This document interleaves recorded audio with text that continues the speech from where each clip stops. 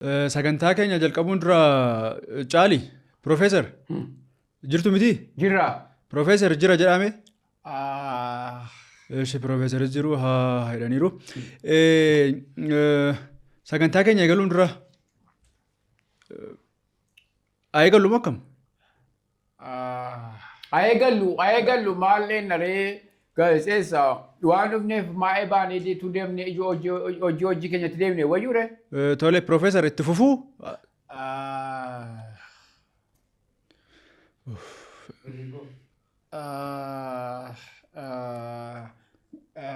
Maali? Caali birrii koo maaliif naan deebisne? Waa'ee birrii kanaan xumuriin jirtu yammayyuu isin? Maali liqii kootiin daanqoorsiisuu barbaadde moo liqii kootiin mana daadhii banachuu barbaadde? Maaliif liqii koo naan deebisu ati? Ilaa amma mucaa kanaan nan kasasa. Seeratti nan dhaabaa. Abokaatoo cimaan beekaa. Abokaatoo dhaabee mucaa kanan kasasaan. Na kasasaa birrii tokkoon isinii kaffala. Ilaa baay'ateera.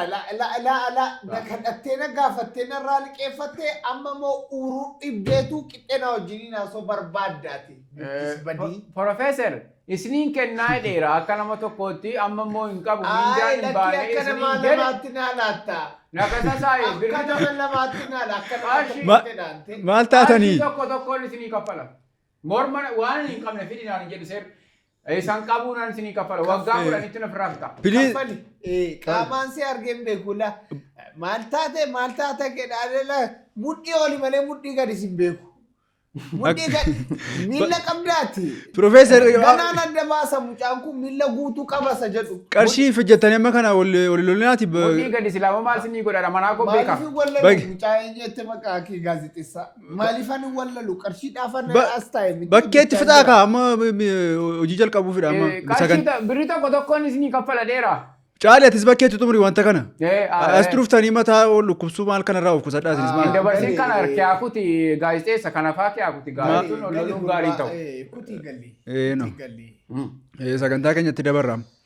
Egaan daawwattoota keenya arras sagantaa biraadhaan walitti deebinee jirra. Mareen keenya har'aa kallattiidhumaan kan ilaallatu waa'ee dhimma gandummaati. Ilaalcha gandummaa irratti yaada akkamii akka qaban daawwattoota keenya wajjin kan mari'annu ta'a.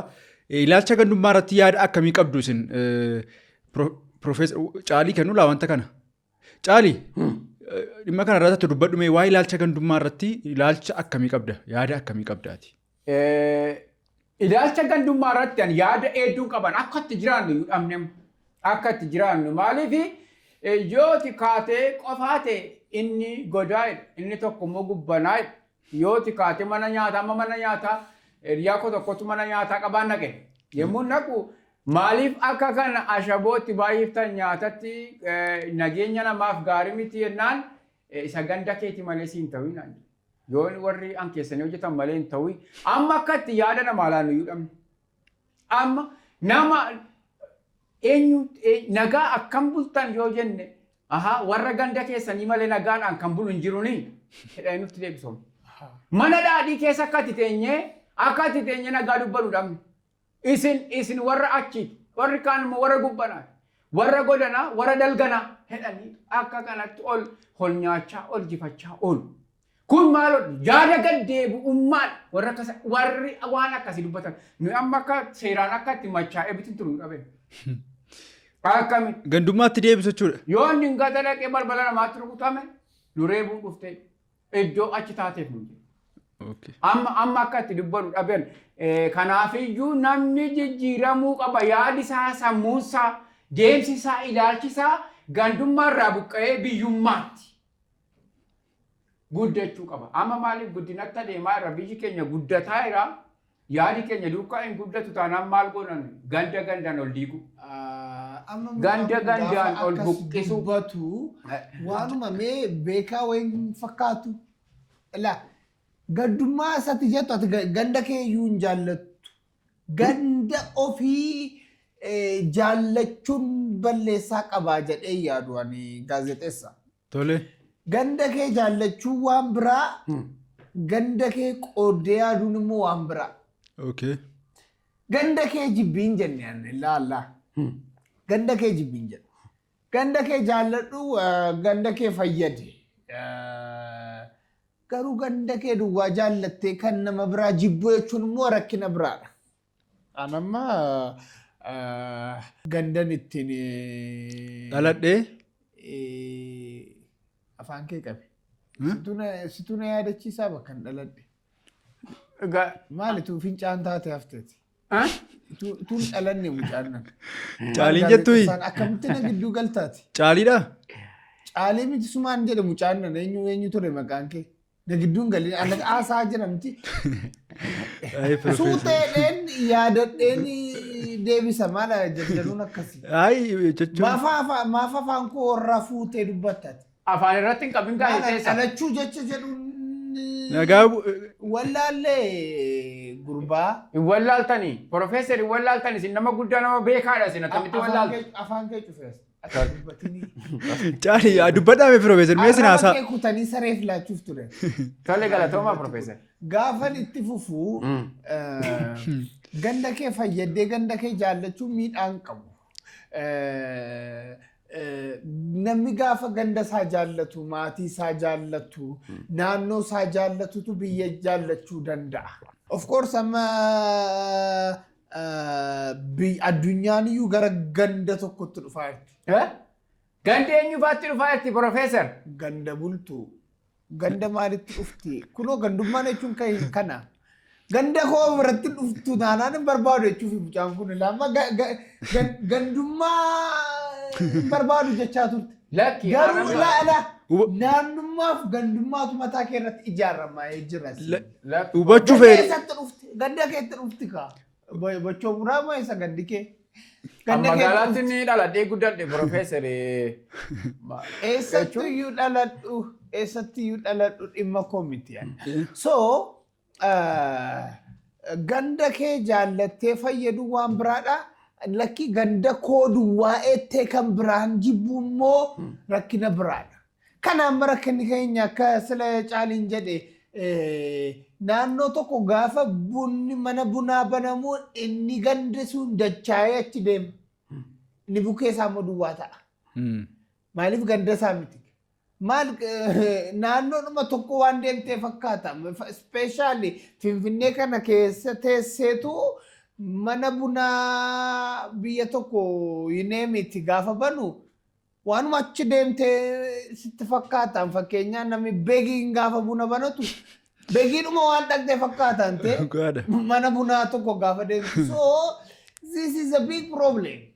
Kana gandummaa ganda koo ani akkasii ettee of tuuluuni rakkina biraadha. Garuu ganda kee fayyadi. Dhugaadha Profeesar waan gaarii kaaftan.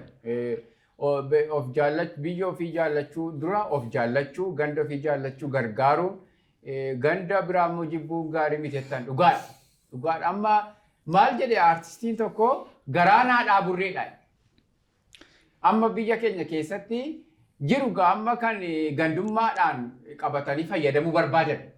Isaan maaliif gandummaadhaan namni miidhamaadhaan kanan jedhe malee amma namni ganda badhaasaa ganda iddoosaa ganda tarfaasaa jedhee iddoosaa kamante ilaaga ammumayyuu ganda keessatti deebiftanii iddoosaa keenya iddoosaa ganda keenyaati. Lakki Profeesar fakkeenya fudhe baay'een jaalladhan baay'ee jaalladhe.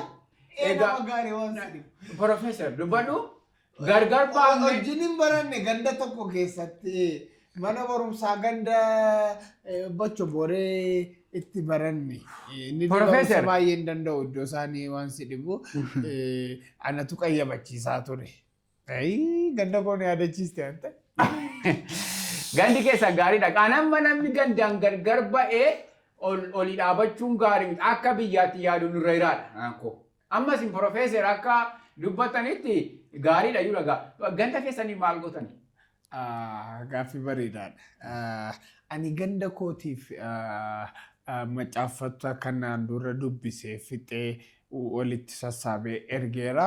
Akkasumas Profeesoroota fi riisarcharoota walitti qabeeni biyya bakkee gaafan ture faranjoota walitti qabeeni birrii sassaabeeni akka manni macaafaa yookiin laayibrarii ganda kootti banamu godheera. Atoo maal goote Caalii?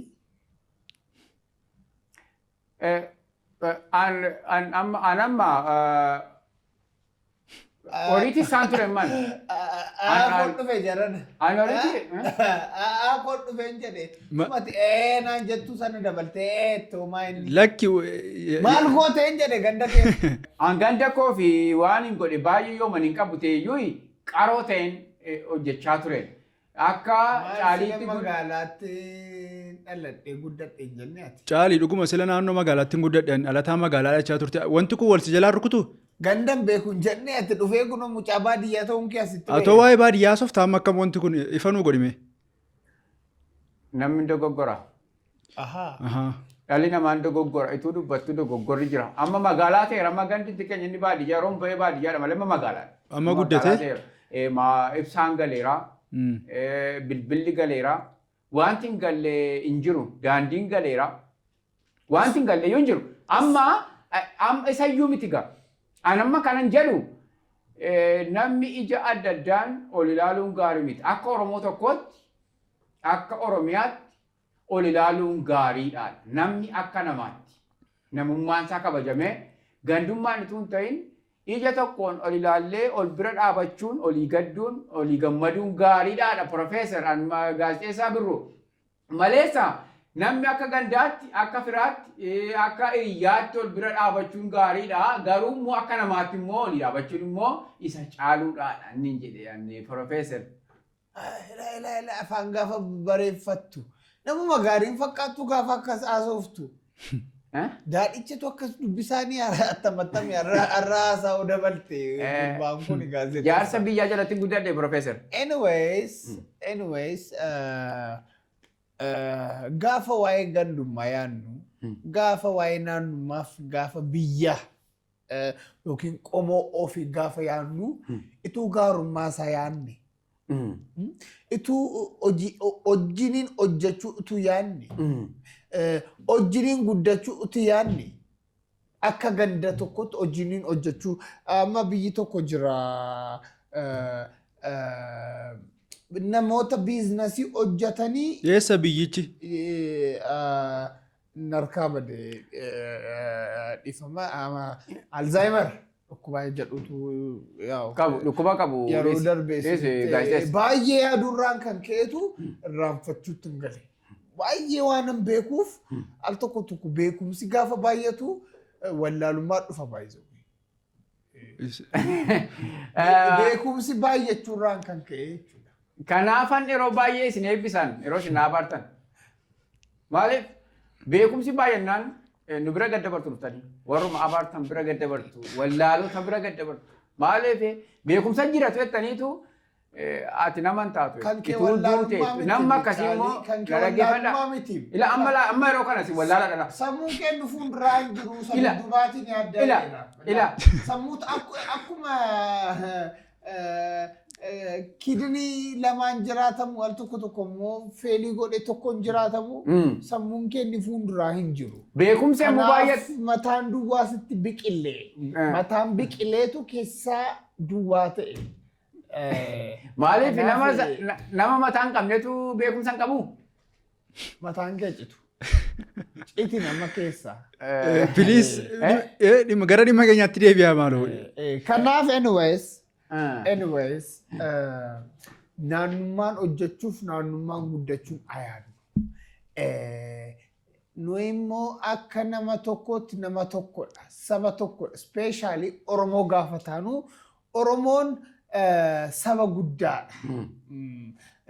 Saba qaanii fi aadaa fi seera mataasaa qabudha.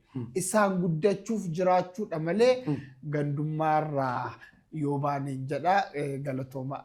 Egaa daawwattoota keenya gidduutti chaanaalii keenya yuutuubii keenya saabskiraayib gochuudhaan nu bira dhaabbadhaa gandummaadhaan naannummaadhaan utuu waliin qoodin jechuudha.